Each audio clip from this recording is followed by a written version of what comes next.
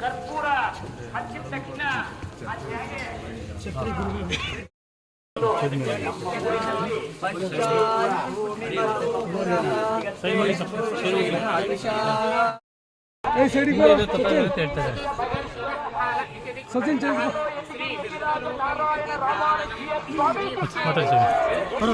ಆದರೆ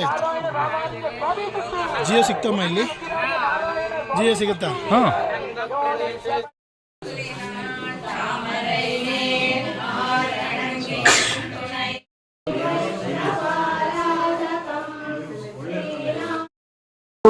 ಕಂಡು ದಾರಿಯಲ್ಲಿ ಸಂಚಾರ ಮಾಡುತ್ತಿದ್ದ ತಿಮ್ಮರಾಜ ಬೊಮ್ಮರಾಜ ಅರಸರು ಮೂಕ ವಿಸ್ಮಿತರಾದರು.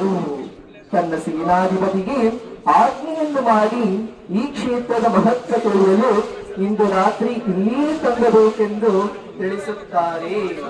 ತಿರುಪತಿಯ ಶ್ರೀನಿವಾಸನು ಅವರ ಕನಸಿನಲ್ಲಿ ಬಂದು ಋಷಿಮುನಿಗಳ ತಪಸ್ಸಿನಿಂದ ಪವಿತ್ರಗೊಂಡ ಈ ಕ್ಷೇತ್ರವು ಹಾಗೂ ಅಣತೆಯಂತೆ ನಾನು ಇಲ್ಲಿಯೇ ನೆಲೆಸಿರುವೆ. ಇಂತಹ ಪವಿತ್ರ ಕ್ಷೇತ್ರದಲ್ಲಿ ನನಗೊಂದು ದಿವ್ಯ ಆಲಯವನ್ನು ವಿಧಿವಿಧಾನಗಳಂತೆ ಪೂಜಾ ಕೈಂಕರ್ಯಗಳನ್ನು ನಿನ್ನಿಂದ ಮಾಡಿಸುವ ಸಲುವಾಗಿ ಈ ಪವಾಡವನ್ನು ನಿನಗೆ ತೋರಿಸಿದ್ದೇನೆ. ಅದರಂತೆ ದೇವಾಲಯ ನಿರ್ಮಾಣವನ್ನು ಮಾಡಬೇಕೆಂದು ಕನಸಿನಲ್ಲಿ ಹೇಳಿ ಅಂತರ್ಧಾನನಾದನು. ನಮಃ. ಈ ದಿನ ನಾವೇನೆಂದರೆ ಯತಿರಾಜ ನಾರಾಯಣ ಜೀರ ಸ್ವಾಮಿ ಅವರು ಇಲ್ಲಿಗೆ ಬಂದಿದ್ದಾರೆ. ಏನಕ್ಕೆಂದರೆ ಈ ದೇವಸ್ಥಾನದ ಮಂಗಳಾಶಾಸನ ಮಾಡೋದಕ್ಕಾಗಿ.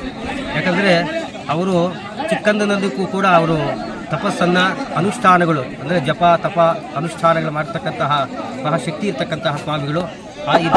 ಕರೆಸಿ ಮಾಡಿ ಎಲ್ಲರೂ ಭಕ್ತಾದಿಗಳು ಕರೆಸಿ ಈ ರಸ್ತೆ ಅಭಿವೃದ್ಧಿ ಆಗಬೇಕನ್ನೋ ಕಾರಣದಿಂದ ನಾವು ಮಾಡಿದ್ದೇವೆ. ಇವತ್ತು ವಿಶೇಷವಾಗಿ ಇವತ್ತು ನಮ್ಮ ಮೇಲುಕೋಟೆ ಪೀಠಾಧಿಪತಿಗಳಾದ ರಾಮಾನುಜಾಚಾರ್ಯ ಗುರುಗಳು ಇವತ್ತು ಅವರು 82 ವರ್ಷ ಆದರೂ ಕೂಡ ಇವತ್ತು ಆ ಭಗವಂತನ ಶಕ್ತಿ ಇದೆ. ಇವತ್ತು ಆ ಭಗವಂತನ ಶಕ್ತಿಯಿಂದ ಇವತ್ತು ಅವರು ಎಲ್ಲೂ ಕಿಂಚಿತ್ತೂ ಕೂಡ ಒಂದು ಚೂರು ಕೂಡ ಏನು ಒಂದು ಇದಿಲ್ಲದೆ ಮೇಲೆ ಬಂದು ಇವತ್ತು ಈ ಒಂದು ವಿಶೇಷ ಕಾರ್ಯಕ್ರಮ ನಡೆಸ್ಕೊಟ್ಟಿದ್ದಾರೆ. ಎಲ್ಲ ಇಲ್ಲಿರುವಂಥ ಎಲ್ಲ ರೈತಾಪಿ ವರ್ಗಕ್ಕೆ ಸಕಲ ಶಿಡ್ಲಘಟ್ಟ ವಿಧಾನಸಭಾ ಕ್ಷೇತ್ರದ ಎಲ್ಲ ಜನತೆಗೂ ಒಳ್ಳೆಯದಾಗಲಿ, ಒಳ್ಳೆ ಮಳೆ ಆಗಲಿ, ಒಳ್ಳೆ ಬೆಳೆ ಆಗಲಿ. ಇಲ್ಲಿರುವಂಥ ಬರಡು ಭೂಮಿ ಅಂತಿದ್ರು, ಆ ಬರಡು ಭೂಮಿ ಎಲ್ಲ ಹಸಿರು ಭೂಮಿಯಾಗಿ ಇಲ್ಲಿರುವಂಥ ಎಲ್ಲ ರೈತಾಪಿ ವರ್ಗಕ್ಕೆ ಒಳ್ಳೆಯದಾಗಲಿ ಅಂತ ಹೇಳ್ಬಿಟ್ಟು ಅವರ ಆಶೀರ್ವಾದ ಮಾಡ್ತಿದ್ರು. ನಾನು ಕೂಡ ಭಗವಂತನ ಕೇಳ್ಕೊಳ್ಳೋದೇನೆಂದರೆ ಇಡೀ ಶಿಡ್ಲಘಟ್ಟ ವಿಧಾನಸಭಾ ಕ್ಷೇತ್ರ ಪೂರ್ತಿ ಇಲ್ಲಿರುವಂಥ ಎಲ್ಲ ರೈತಾಪಿ ವರ್ಗ ಇರ್ಬೋದು, ಎಲ್ಲ ವರ್ಗದ ಜನಕ್ಕೂ ಕೂಡ ಅನುಕೂಲ ಆಗಲಿ. ಮುಂದಿನ ದಿನ ಇದೊಂದು ಥರ ಒಂದು ಒಳ್ಳೆ ಪುಣ್ಯಕ್ಷೇತ್ರವಾಗಲಿ, ಇಲ್ಲಿರುವಂಥ ಸುತ್ತಮುತ್ತ ಹಳ್ಳಿಗಳೆಲ್ಲ ಅಭಿವೃದ್ಧಿ ಆಗಲಿ, ಎಲ್ಲ ಜನಕ್ಕೂ ಅನುಕೂಲ ಆಗಲಿ ಅಂತ ಹೇಳ್ಬಿಟ್ಟು ಈ ಒಂದು ಸಂದರ್ಭದಲ್ಲಿ ಕೇಳ್ಕೊಳ್ತಾ, ಈ ಒಂದು ಬೆಟ್ಟಕ್ಕೆ ಇವತ್ತು ಏನು ನಾವು ಕೆಳಗಡೆ ಈಗ ವೆಂಕಟರಮಣ ಸ್ವಾಮಿ ದೇವಸ್ಥಾನದಲ್ಲಿ ಪೂಜಾ ಕಾರ್ಯಕ್ರಮ ಮಾಡಿ ಅಲ್ಲಿ ನಮ್ಮ ವ್ಯವಸ್ಥಾಪನಾ ಕಮಿಟಿ ಅಧ್ಯಕ್ಷರು ಮತ್ತು ಎಲ್ಲ ಅಲ್ಲಿರುವಂಥ ಎಲ್ಲ ಸದಸ್ಯರುಗಳು ಸೇರಿ ಇವತ್ತು ಈ ದೇವಸ್ಥಾನಕ್ಕೆ ಒಂದು ರಸ್ತೆ ಮಾಡಬೇಕು ಅಂತ ನಾವು ಈಗಾಗಲೇ ಇನ್ನೂ ಅರ್ಧ ಗಂಟೆಯಲ್ಲಿ ಹಿಂದೆ ಅಂದ್ಕೊಂಡ್ವಿ. ಇವತ್ತು ಯತಿಗಳ ಆಶೀರ್ವಾದ ಕೂಡ ಆಯಿತು. ಅದಕ್ಕೆ ನಾನು ನೆಕ್ಸ್ಟ್ ಬರೋ ಸೊಗಡೆ ಇಲ್ಲಿ ರಸ್ತೆ ಆಗಿರಲಿ ಅಂತ. ಹಾಗಾಗಿ ಇಲ್ಲಿರುವಂಥ ಸುತ್ತಮುತ್ತಲ ಎಲ್ಲ ಗ್ರಾಮಸ್ಥರುಗಳು, ಭಕ್ತಾದಿಗಳು, ಎಲ್ಲ ಈ ಮುಖಂಡರುಗಳು ಅದಕ್ಕೆ ಗಮನ ಹರಿಸಿ ನಾವೆಲ್ಲರೂ ಒಟ್ಟಾರೆ ಸೇರಿ ಮುಂದಿನ ನಮ್ಮ ಒಂದು ಇವಾಗೇನು ರಥೋತ್ಸವ ಇದೆ, ಇನ್ನು ಫೆಬ್ರವರಿ 13ನೇ ತಾರೀಕು ರಥೋತ್ಸವ ಇದೆ. ಆ 13ನೇ ತಾರೀಕು ಒಳಗಡೆನೆ ಇಲ್ಲಿಗೆ ಒಂದು ರಸ್ತೆ ಮಾಡುವಂಥ ಒಂದು ಕೆಲಸಕ್ಕೆ ಕೈ ಹಾಕಬೇಕು ಅಂತ ಅಂದ್ಕೊಂಡಿದ್ದೀವಿ. ಆ ಭಗವಂತನ ಆಶೀರ್ವಾದ, ನಾವೆಲ್ಲ ಕೂಡ ನೆಪ ಮಾತ್ರರಷ್ಟೇ. ಆದಷ್ಟು ಬೇಗನೆ ಆ ಒಂದು ರಸ್ತೆ ಅಭಿವೃದ್ಧಿ ಕೆಲಸ ಆಗಲಿ. ಇಲ್ಲಿ ವಯಸ್ಸಾದವರು, ಕೈಲ ಆಗದೇ ಇರೋಂಥವ್ರು, ಮೇಲಕ್ಕೆ ಬೆಟ್ಟಕ್ಕೆ ಎತ್ತಕ್ಕಾಗದೇ ಇರೋಂಥ ಎಷ್ಟೋ ಜನ ಅಲ್ಲಿ ಕೂಡ ಅವರು ಎಷ್ಟೋ ನೋವು ತಿಂತಿರ್ತಾರೆ. ಅಯ್ಯೋ ರಸ್ತೆ ಇದ್ದಿದ್ರೆ ನಾವು ಕೂಡ ಮೇಲೆ ಹೋಗಿ ಭಗವಂತನ ದರ್ಶನ ಪಡಿಬೋದಿತ್ತು ಅಂತ. ಈಗ ನಮ್ಮ ಗುರುಗಳು ಹೇಳ್ತಿದ್ರು ಶ್ರೀನಿವಾಸ ಅಲ್ಲಿ ಕಷ್ಟ ಆಗ್ಬೋದು ಭೇಟಿ ಆಗೋಕ್ಕೆ, ಇಲ್ಲಿ ಬಂದರೆ ಸಂತೋಷವಾಗಿರ್ತಾರೆ. ಅದಕ್ಕೆ ಇಲ್ಲಿ ಬಂದಂಥ ಭಕ್ತಾದಿಗಳಿಗೆ ಎಲ್ರಿಗೂ ದರ್ಶನ ಕೊಡ್ತಾರೆ ಅಂತ. ಮುಂದೊಂದು ದಿನ ಖಂಡಿತ ಇದು 2ನೇ ತಿರುಪ್ತಿಯಾಗಿ ಖಂಡಿತ ಹೊರ ಹೊಮ್ಮುತ್ತೆ ಅಂತ ಹೇಳ್ಬಿಟ್ಟು ಆ ಭಗವಂತನಲ್ಲಿ ನಾವೆಲ್ಲ ಕೇಳ್ಕೊಂಡಿದ್ದೀವಿ. ಖಂಡಿತ ಒಂದು ಪುಣ್ಯಕ್ಷೇತ್ರ ಆಗತ್ತೆ. ಇಲ್ಲಿ ಬಂದಂಥ ಭಕ್ತಾದಿಗಳಿಗೆ ಎಲ್ಲರೂ ಕೂಡ ಅವರೆಲ್ಲ ಇಷ್ಟಾರ್ಥಗಳು ಸಿದ್ಧಿಸುವಂಥ ಭಗವಂತ ಮಾಡ್ತಾನೆ ಅನ್ನೋ ನಂಬಿಕೆ ಇದೆ. ಎಲ್ರಿಗೂ ಒಳ್ಳೆಯದಾಗಲಿ. ಧನ್ಯವಾದಗಳು. ಅದೇ ರೀತಿ ಇಲ್ಲಿ ಈಗ ನಾವು ತಿರುಪತಿ ಅಂದ್ಕೋತಿದ್ವಿ. ಆ ತಿರುಪತಿನಲ್ಲಿ ಹೆಂಗೆ ಅಂದರೆ ನಾವು 10 ಕಿಲೋಮೀಟರ್ ದೂರದಿಂದನೂ ಕಾಣಿಸ್ತಾರೆ. ನಾನು ಕೂಡ ಎಲ್ಲ ತಿರುಪತಿಗೆ ಹೋಗ್ಬೇಕಾದ್ರೆ ಹೆಸರು ಇದೆಯಪ್ಪ ತಿರುಪತಿ, ಎಷ್ಟು ದೂರ ಇದೆಯಪ್ಪ ತಿರುಪತಿ ಅಂತ ನೋಡ್ತೀವಿ.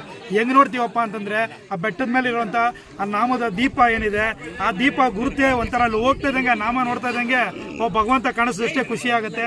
ಇಲ್ಲೂ ಕೂಡ ಎಲ್ಲ ನಮ್ಮ ಇಲ್ಲಿ ಈ ಮುಖಂಡರುಗಳು ಮತ್ತು ನಮ್ಮ ಎಲ್ಲ ಇಲ್ಲಿರುವಂಥ ಭಕ್ತಾದಿಗಳೆಲ್ಲ ನಮ್ಮ ಈ ಬೆಟ್ಟದ ಮೇಲೂ ಕೂಡ ಒಂದು ನಾಮ ಇದ್ರದ್ದೇನಿದೆ, ಆ ತಿರುಪತಿನಲ್ಲಿ ಏನಿದೆ ಆ ಒಂದು ಕಳಶ, ಇದು ಶಂಕು ಇರ್ಬೋದು, ನಾಮ ಇರ್ಬೋದು, ಆ ಒಂದು ಏನಲ್ಲಿದೆ ಅದೇ ರೀತಿಯಲ್ಲಿ ಇಲ್ಲೊಂದು ಮಾಡಿಸ್ಬೇಕು ಅಂತ ತೀರ್ಮಾನ ಮಾಡಿ ಅದಕ್ಕೊಂದು ಎಲ್ಲ ನಮ್ಮ ವ್ಯವಸ್ಥಾಪನಾ ಕಮಿಟಿಯವರು ಇವರೆಲ್ಲ ಮಾತಾಡಿ ಅದಕ್ಕೆ 16 ಲಕ್ಷಗಳ ಒಂದು ಕೊಟೇಶನ್ ಕೂಡ ಕೊಟ್ಟಿದ್ದಾರೆ.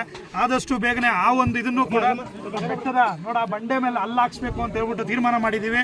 ಅದ್ರದ್ದೊಂದು ಇದಿದ್ರೆ ಕೊಡ್ರಪ್ಪ, ಇದು ಹಣ ಇದನ್ನು ಇದ್ರೆ ಕೊಟೇಶನ್ ಅದನ್ನು ವ್ಯವಸ್ಥಿತವಾಗಿ ಎಲ್ಲ ಒಬ್ಬರು ವೆಂಡರ್ ಯಾರು ಮಾಡಬೇಕು ಅವ್ರ ಕಡೆಯಿಂದ ಬೇರೆ ಎಲ್ಲ ದೊಡ್ಡ ದೊಡ್ಡ ದೇವಸ್ಥಾನಗಳು ಮಾಡಿರೋಂಥವ್ರಿಗೆ ಅವ್ರಿಗೆ ಆರ್ಡರ್ ಕೊಡಬೇಕು ಅಂತೆಲ್ಲ ಮಾತುಕತೆನೂ ಮಾಡಿದ್ದೀವಿ.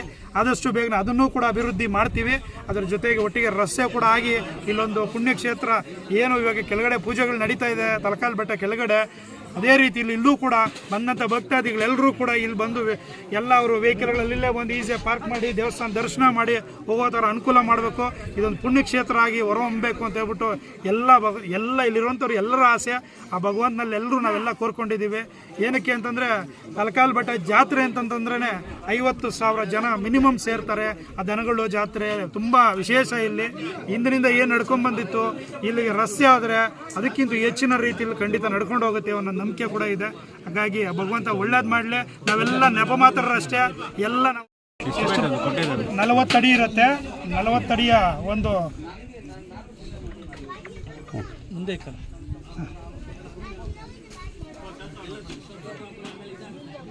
ಈ ರೀತಿ ಬರುತ್ತೆ.